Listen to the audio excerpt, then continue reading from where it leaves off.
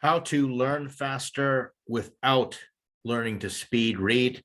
This is a learning hack or life hack series, academic hack, whatever you want to call it. And I had this question asked to me tonight, so I thought I'd just record it because I teach this on a regular basis. So I'm just going to give you all the good stuff in a short video. Try it, practice. It's always the best way.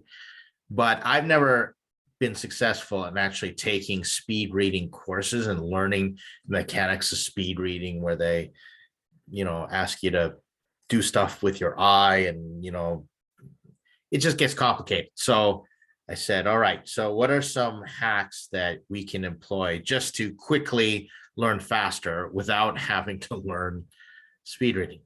So let's take a look and I will walk you through how I do it.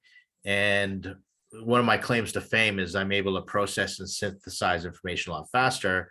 And that's because the input of that information, me being able to read and scan something, goes really quick. I'll read a book in one sitting.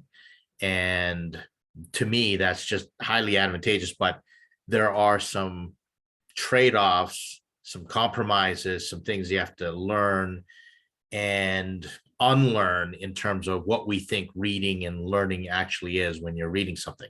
So I've got this text layout in front of me. This is I don't know what it is, what language, the Swedish or something like that they put just for text layouts. And I'll give you an example of this because I didn't want to infringe on any copyrights and couldn't find a good example on what to practice on. So first, some caveats here. This is only for nonfiction. I have not been able to do this successfully with fiction. If I'm going to read fiction, I want to enjoy it, sort of read every word, soak it up. So only use this for nonfiction, and it's not for studying in the sense it's for learning. But if you're trying to memorize something to take a test, not a good idea. It's not for studying, but researching, great. Learning, fantastic. So remember that. And now remember, here's the 80-20 rule. So I learned a long time ago, I was told that 70% of text on the page is kind of fluff and 30% is key points. I take the 80-20 rule. So I say, well, I'm going to get 80% of what I need from 20% of the information. So I'm just going to assume that on the page, the way that's written, 80% is fluff to add color, style, different things, but 20% of the key points that I would take away. And it makes sense. Like there's that service Blinkist out there where they kind of condense in 1/5 at a time to take all the key points, and you can read an entire book that would normally take 6 hours and listen to it in 15 minutes or something like that. And I agree completely, 100% in the principle behind that. So every time I approach reading something, I just assume 80% of this is going to be fluff, 20% of the key points that I need to take away that are going to be of value for my reading time. The next thing that I trust is I learned your heart has a better memory than your head. And what we're saying is I don't worry if it's not completely locked into my head. I don't have a photographic memory, not worried about that. In fact, my short-term, one of the things I've learned about me, my short-term working memory is actually very poor. I'll look at a set of numbers, and then I'll look away to retype those numbers, and it just doesn't work. I have to go back and forth. So I think I've got some issue. My short-term memory is very poor. So I've learned that just trusting my heart, I'm going to read something and the things that need to land and resonate. And this goes to the theory of there actually being neurons in your heart and neurons in your gut as well. And they do different things. So I'm just trusting that my heart is a better memory than my head, that even though I may not remember something in my head, my heart is going to know what to retain and attach an emotion to it. This goes into the brain science that your amygdala is your emotional memory and et cetera. So if you can attach the right emotion to something, then you'll retain it better. It kind of gets stored in that emotional memory. It's easier to access. It gets the neural pathway gets formed to that information, et cetera. Not going to go totally in the brain science, but it makes a lot of sense. I just summarize as your heart has a better memory than your head. So trust in that. Okay, so the first thing, don't read out loud or in your head. I have an advantage of this because another thing that's completely messed up with my brain is that I don't have an inner monologue. So I can't actually talk to myself in my head. I have to say it out loud. So I can't say something, like it's almost like I go mute in my head. Like I can't get the words out. I'll start a sentence and like it just, I just can't stop talking. It's like I'm in a horror movie and suddenly my voice is taken away. And that's what happens. So I don't have this problem, but I used to read everything out loud, and I thought this is the better way to read. I'm going to read every word out loud, whispered under my breath. And then teachers, like when you're learning to read, you're taught to sound things out, and then to get more efficient, you're supposed to sound them out in your head, and then you end up having kind of this inner monologue of your voice reading the words, and that gets you to a certain point, and it's good for learning how to read, but then it caps you and you max out because your reading speed matches your speaking speed, and we don't want that. We actually want your reading speed to go faster than your speaking speed, so you have to disconnect the two. I know it sounds weird, but what you got to do is just get out of reading, like just ignore the temptation to sound out the words and to say anything or read it to yourself in your head. So if you're hearing that inner monologue reading the words, then you're not doing this right. This is probably the most counterintuitive. It feels weird. It's a little alienating. It's icky sometimes for some people, but don't read out loud in your head. Just do the rest of these things. So avoid the inner monologue, and especially don't read out loud because you're just going to be conscious of it. So sometimes people say to practice this, do something else like chew gum or listen to music or have something playing in the background. Sometimes I'll actually have a Netflix show streaming in the background when I have to read and scan. Don't recommend it. You kind of get a little, you end up getting distracted a lot sometimes, but it helps. So to train yourself out of it. So don't read out loud or in your head. Okay, so this is where let's just practice. So if I'm looking at this text here, and let me just pick a nice color to highlight. So if I'm reading and I'm spelling it out, lorem ipsum dolor sit amet nostrat exercitatian olema corpor suscept. So you can see, especially if it's technical, I just, it's going to slow down. Now, obviously, this is a weird example. It doesn't quite fit, but just don't do that, and don't think it in your head. Obviously, I can't demonstrate the thing in my head. I couldn't even if I tried, but other people can. So if you just look at, I'm sure, try it yourself. Pick something up and start reading and listen to the monologue in your head, and you'll realize that a lot of people do it more often than not. The next thing is read in chunks straight down, not side to side. So a lot of people then try and read word for word. So if you're trying to read and you're voicing it out and you're using your inner monologue to repeat what you read in your head, you're going to read word by word. I don't read word by word. I read in chunks and I read straight down.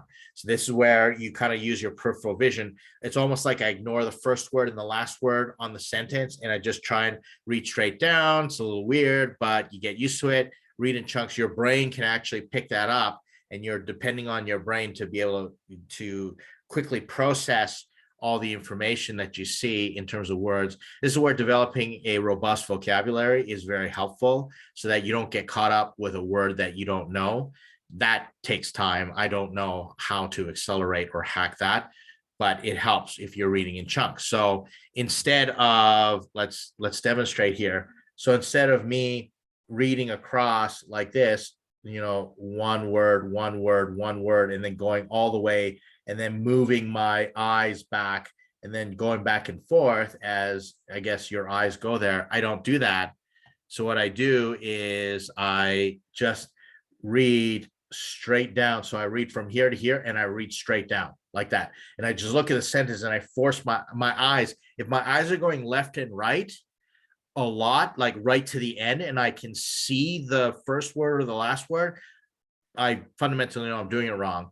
So that's where textbooks that are split up like this, like if the text was split all the way across that way, it's a little harder for sure. And that's where I'll use my phone and I'll put it on the portrait mode instead of landscape, so the text can be read just straight down, or I'll do, change the text in my e-reader. If you have a printed textbook and it's printed like that, well, then I don't know, you're SOL, you're going to have to figure something out.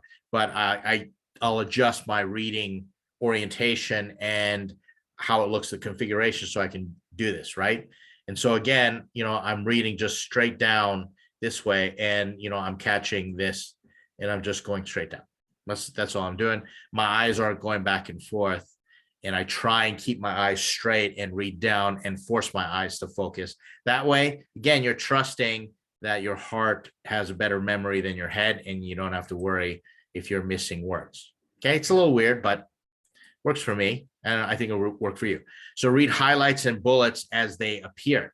All right, so a lot of textbooks or books, they will, and I'm very thankful for this, they'll pull out, I just read a recent book that will actually summarize the keywords or the key points, and I'll read those, right? And they'll put them in a different design or a box. And I'm thankful for that, because there's a reason they do that. And that's what I want to pay attention to. So then I will actually sit and spend time reading those. So if I'm reading down like this, okay, and so I'm reading down, line by line like that, and then I'll pay attention to headers, which is good, helps me kind of understand. And then here I'll read this, and then, look at the picture. Pictures are good. And then I'll read this.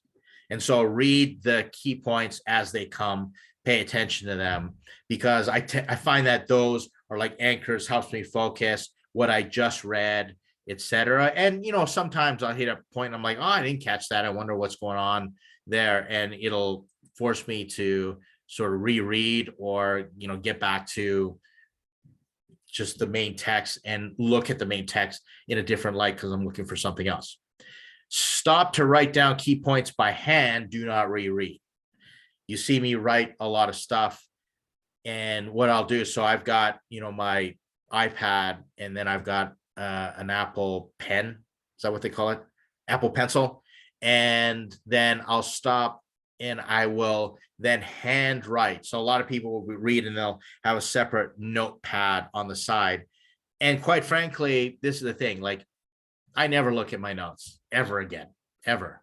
But the process of writing something by hand accesses different parts of your brain and sort of locks in that information. So if I get a key point, I go, this is a key point, this falls in the 20%, I need to retain, I'll stop and I'll write it out by hand, and then I'll just come back to it. So that's pretty much what I do, and that locks in the information. So don't be afraid to stop and write down key points by hand to capture that 20%, because you're scanning the fluff and you're getting the 20%. And remember, I may miss some key points. I'm reading something and someone may pull different key points from it than I will. And that's quite all right, because I trust what my heart needs to read, and I'll go from there. And then plan to teach someone the key points. So when I read something, I say, I got this a long time ago, someone said, write down the name of the person you're going to teach this to when you read the book. And it helps you get in the mindset of mentoring. And if you know you're going to teach someone, then you're going to retain it. You're more motivated to retain it, especially if those people are important. So when I'm reading something, I'm always thinking, who am I going to teach this to? So I don't read, how when you're pregnant, you eat for two. Well, I read for two or for more people. And that really motivates my reading and helps me process the information. And I say, here's who I think is, it's going to be helpful for as far as the information, even if it's casual. Just say, I'm going to tell this person, ask them permission to say, hey, can I just summarize for you these key points? I read this, cool book or this article or something like that, and I thought it'd be helpful.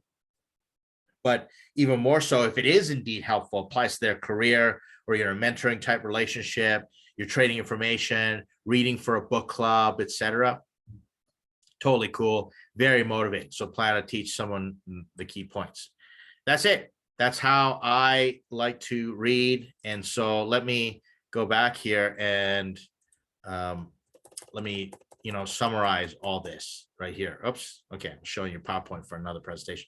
Okay, how to learn faster without learning speed read.